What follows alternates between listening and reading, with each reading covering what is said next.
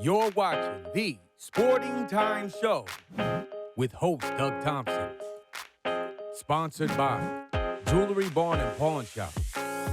Good evening and welcome to the Sporting Time Show. I hope everybody had a fantastic Thanksgiving Day. You ate plenty of pumpkin pie, apple pie, turkey, ham, whatever you had. I hope you had plenty of it and enjoyed it. I certainly did, but welcome in and thank you for spending a few minutes of your Saturday evening here with us. As usual, we have a special guest, cameo guest host, and again, my guest host this week really doesn't need much of an introduction. You have seen him in your households for years. We are really excited to have him on. I want to bring on Mike Cleff. Mike, how are you? I'm doing great. Doug, thank you very much for the invitation. I'll get it out of the way. You can ask me to come on anytime, anything like that. But, we thank you. It's an honor and a privilege. And let me just say this. You're doing a great job on this show. I felt when you joined this show, it was just a brilliant move by General Manager Julie Milam. You obviously have a ton of media experience, broadcasting, writing. Always admired your work ethic. But, and I told your production people that the set, they did a great job. It's beautiful, isn't it? It really is. And I think what's really been neat, Doug, is you've put your fingerprints on this show. I mean, you've made it about the coaches, the student athletes, but knowing you have your own wrinkle to it, and just keep it going. Thank you very it's much. Really good. Yeah. And as the years go on, Yep. I have more wrinkles that go with it. But well, look at this. I get more gray. So go ahead. Yeah. it's good to have you on. And of course, you and I worked together for a while across the way. We had a really good time. You sat in Absolutely. On the sports show then. How many years experience do you have in broadcasting? Is it 36. 36 years. 36, yeah. I started part-time when I was a sophomore in college. I was 19 years old, and it turned into a full-time job. Worked in radio. I was always friends with the newspaper people, and actually for a year and a half they were so short-handed. I helped out in the newspaper industry, did that. But in TV it was 36 years, and I left full-time a little less than 2.5 years ago. And again, one of my big sayings in the business, Doug, is my mentor taught me this: you're not the story, you're the storyteller. And so I don't want to make this about me or anything like that, but naturally there's curiosity. But I'll just say this, no regrets. There's so many things, and the number one question, I miss the relationships. That's the thing, Doug. Well, you enjoyed. I mean, you were very engaging in the community, and you were very approachable. Yep. But when you say a storyteller, a lot of times we miss that in today's media. We don't have storytellers. Without question. Right? We have editorials. Yes. Well, and Doug, I don't believe me. We could probably have 4 or 5 full shows talking about the industry. And I'll put it out there. I'm 57 years old. And you've had 3 previous guests. There's so many previous guests and co-hosts that I admire and respect, but there's 3 that I especially know well. One, you've had Jeff Woods on, who's a former sports director in this market. I had that job later on, but I've gotten to know Jeff, certainly respect the work that he did. You 2 co-hosted in the past. Gotten to know him personally, really good guy. Another one, the one I succeeded that brought me to Kentucky and Bowling Green, that you had on very recently is a guy I consider a friend to this day, Andrew Dawson. Sure. And Andrew, as you had him on, talked about how he teaches broadcasting now. And Andrew is a guy I talk with regularly, quality guy, and a guy that I reached out to all the time to ask, hey, tell me what you went through and so forth. And then another one you've had on who still is in the media full-time in Louisville, who I worked with for 2 years, and that's Dominique Yates. Yeah. And one of the things I was taught, pick out a good quality in every person you know. My stepdad taught me this, and Dominique, when I started, Dominique, technology-wise, was so good. But then the other thing was, I would go around with him. I started right around the high school football previews, And he didn't just know a little bit about each school. It was like 24 hours, 24/7 instant access. It was a full-fledged scouting report. Especially Muhlenberg County. We've got to take a break, Mike. We got to take a break. Absolutely. But when we come back, we've got two great interviews. Coach Garman and Coach Quarles will be on the show. So let's take a short break. More with Mike Clef when we come back. More of the Sporting Times, WNKY, NBC 40.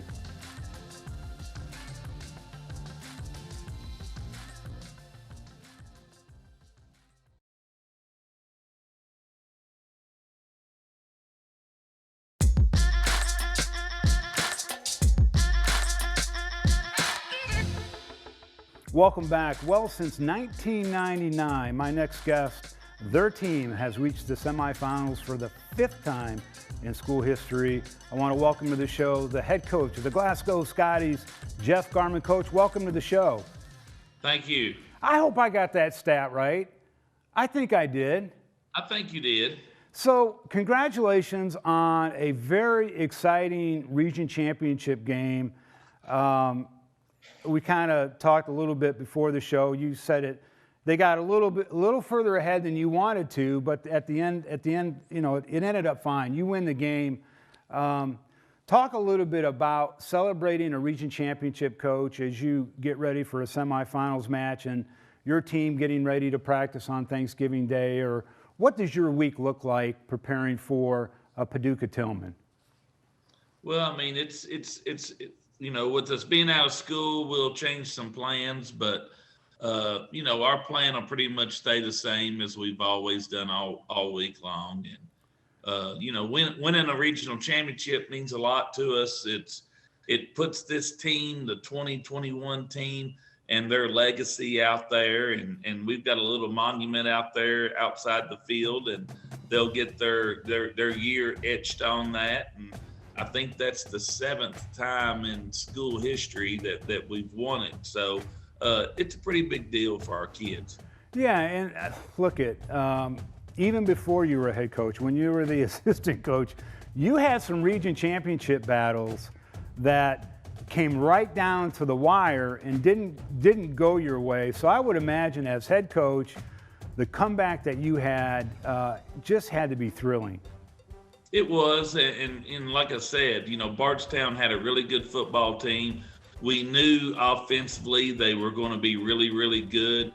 I felt like it was going to take us a little bit of an adjustment period at the beginning of the game to kind of get acclimated to how they play. It's something we haven't seen a lot of this year, teams just throwing it as much as they do. And from there, you know, we just settled in, finally got a stop, and from there, our whole game plan was trying to get the game into the second half, and that's what we wanted to do. That's what we did, and we kind of took over in the second half. Yeah, yes, you did, and of course, again, we're taping before Friday night's game. We're airing after Friday night's game, but we look at Paducah Tillman. They got a quarterback throwing for 2,500 yards, I think 24, 29 touchdowns, but he does throw picks from time to time. How do you prepare for that kind of offense where they just like to sling it around? No, they're very fast, and you know, they do a lot of jet sweeps. The jet sweeps hurt them, and you know, the thing that I noticed about Paducah Tillman, they played a tough schedule at the beginning of the year. Seems like things are just kind of falling in place for them here the last 3 or 4 weeks, and they're playing really well, and they're very confident, and they've got speed, and you know, their defense is solid, and that's what happens. You know, they got into a situation last week where they created some turnovers, got some big plays in their special teams, and also got some big plays on their jet sweeps. And, you know, you looked up, and at the end of the night, they beat, you know, Louisville Christian Academy, who was ranked number 1 in the state, so in 3A. So, you know, they've got a good football team, but, you know, we do too. And, you know, I think our kids will show up, and we'll see how it all plays out. Coach, we got about 45 seconds. One thing that they don't have is they don't have the 12th man, which is that home field advantage. Again, kind of talk a little bit about that. We've got about 60 seconds. we're very fortunate, and we've been able to play all of our playoff games at home this year. And this will be the, one way or another, this will be the last one of the year. And we just want to have a great crowd. We want people to come out and support these kids. They've overcome a lot this year. We've had a lot of injuries, and we're still out there battling. And it's a great day to be a Scotty. It sure is. You got that big offensive line, that dog pound. You've got home field advantage. You've got speed. You've got all sorts of things going your way. You know where I stand. I'll be in Glasgow Friday night to watch this team play, but I won't call any plays, Coach. I know you said I can call a play. I won't do it. Too much nerves for me. Thank you very much for joining me today, and you know where I stand. Thank you, Coach. Thank you, Doug. Take care. All right. Thank you, Coach Garman. We're going to take a short break. When we come back, more of the Sporting Times right here on WNKY NBC 40.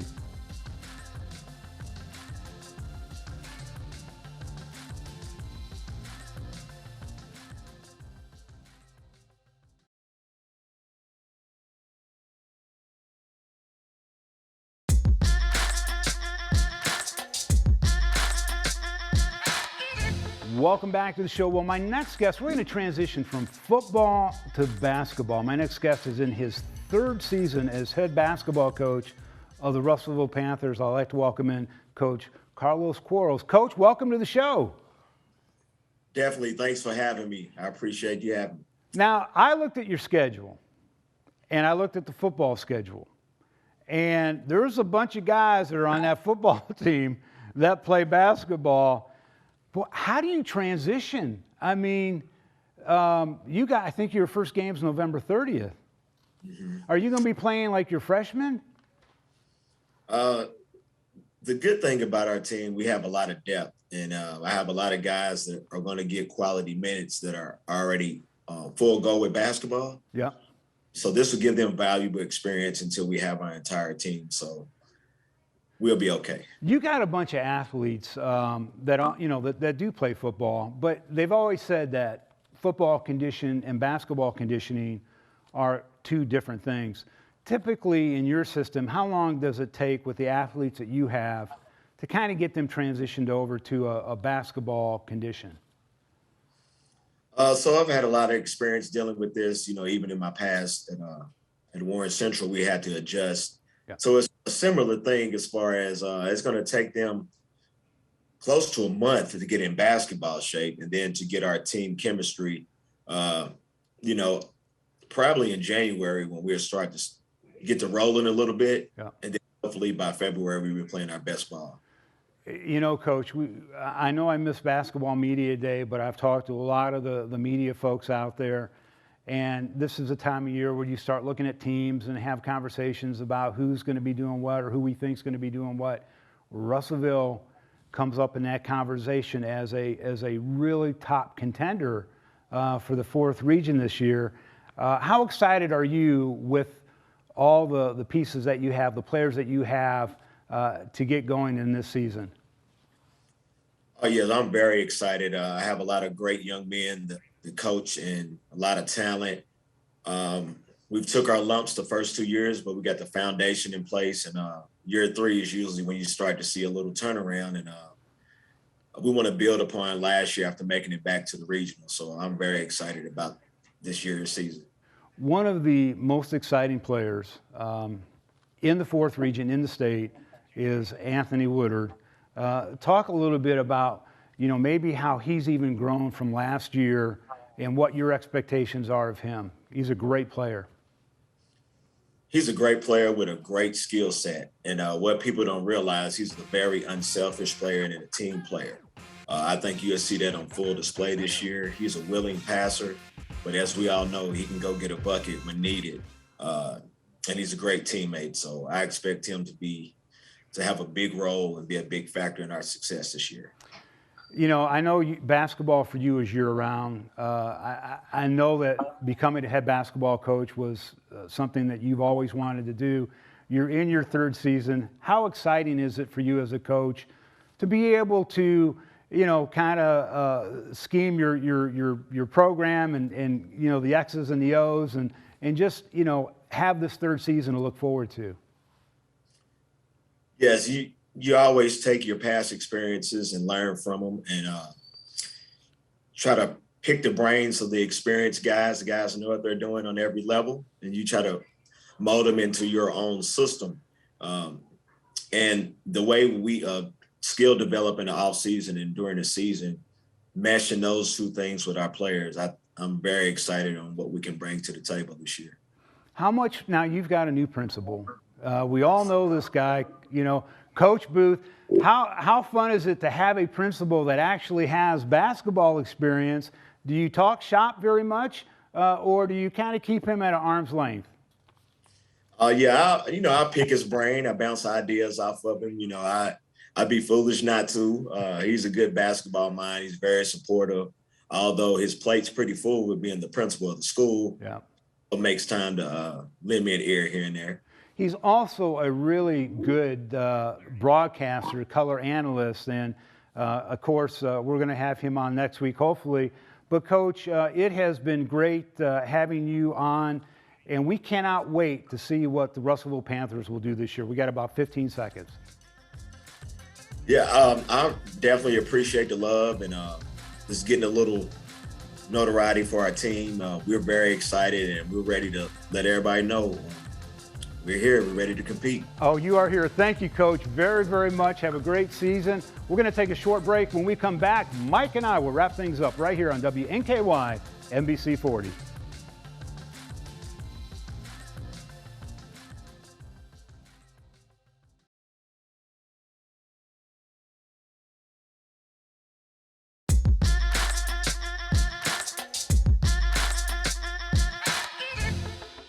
Welcome back again. Thanks to Coach Garman and Coach Quarles, of course.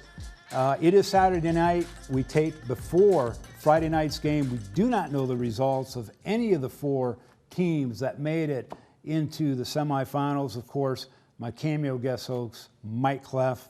Man, it is so much fun talking football this time of year and basketball. But Mike, four teams, never in the history of the Sky Conference or this region have we had four teams win region championships. We had five teams. Allen County was in the mix as well.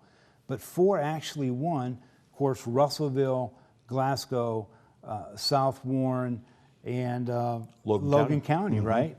And Logan County probably was the biggest surprise to most people, but you can never count Logan County out. Coach Adler has done an unbelievable job, and he's got some players on the team this year that are just fantastic. You've covered sports for a number of years in this market.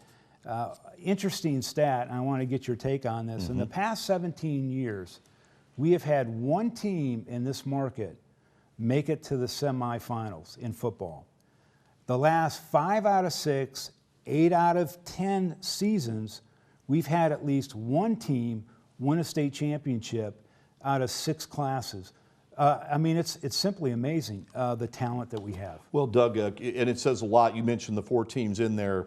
Coach Smith at South Warren, Coach Garman at Glasgow. You mentioned him a couple of moments ago. You mentioned Coach Adler.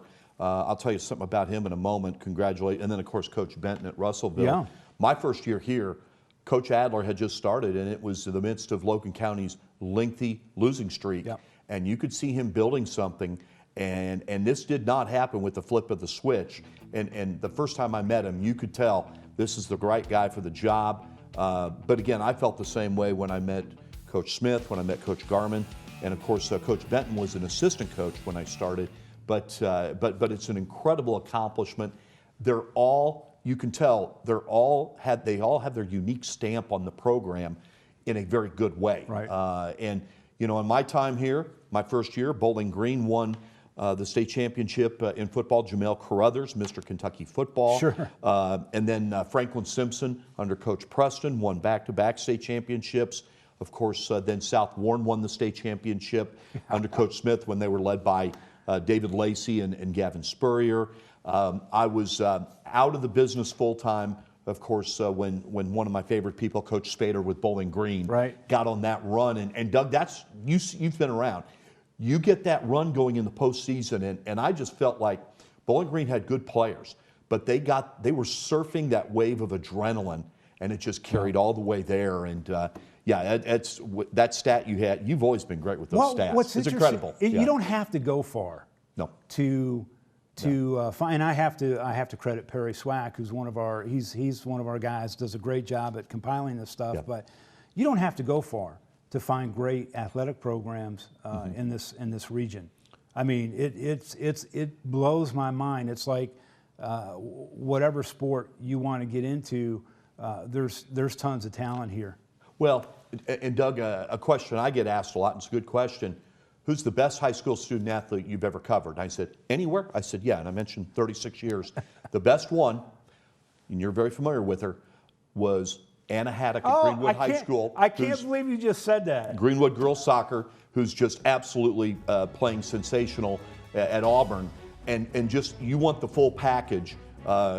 Great player, was the leader on Greenwood girls soccer state championship. Great student, leader, just everything. And Anna knows, I've told that. And you could go throughout so many sports in this area. Well, I've communicated with Anna in the past month, and she's going to be on the show. And you talked about Auburn. Now, she made an impact, Auburn University, as a freshman soccer player, and she has just absolutely killed it as a soccer player at Auburn.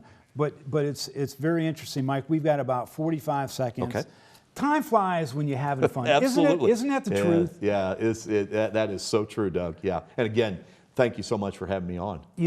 I know that when you left broadcasting, you didn't have an opportunity to really say goodbye to all the people that admired you. I know people just really respect you as a broadcaster. Thank you. So I really appreciate you coming on today. Well, I'll keep it quick, Doug. The best thing I can say about this community is that I'm still here. It's the best place I've ever lived. Thank you very much. And Doug, again, anytime you need someone to come on and join you for this, give me a holler. It's been an honor and privilege. You'll be back. Yeah. That does it for us. Same time, same place next week. For Doug Thompson and Mike Clough, have a fantastic week.